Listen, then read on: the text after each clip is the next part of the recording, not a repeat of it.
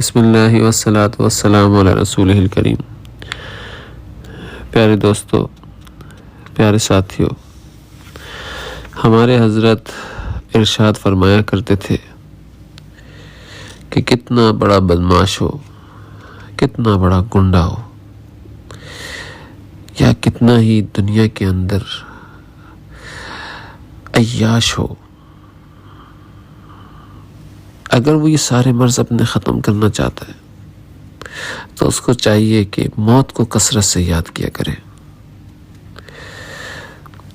موت کا جو سوچنا ہے اور موت کی جو یاد ہے اسے پکا ٹھکا مسلمان بنا دے گی، کیونکہ موت کی یاد ہی ایسی چیز ہے جو گناہ گار مسلمان سے گناہ کی عادت چھڑا دیتی ہے اور اس راہ میں اکثیر کا درجہ رکھتی ہے۔ یہ علاج ہے، علاج۔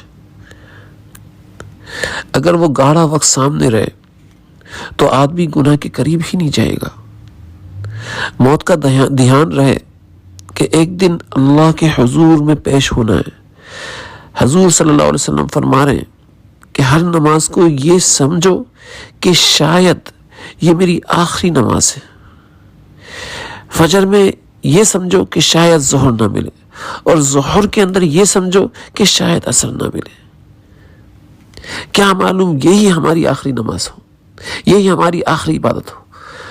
تو بندہ آخری عبادت سمجھ کر جب کر رہا ہوتا ہے تو اس کا دھیان صرف اللہ کی ذات کے اوپر لگا ہوتا ہے، جس کے لیے کر رہا ہوتا ہے اس کی ذات کے اوپر لگا ہوا ہوتا ہے۔ وہ اپنی ہر آخری چیز کو اچھا بناتا ہے، اچھا بناتا ہے۔ اس لیے دوستو،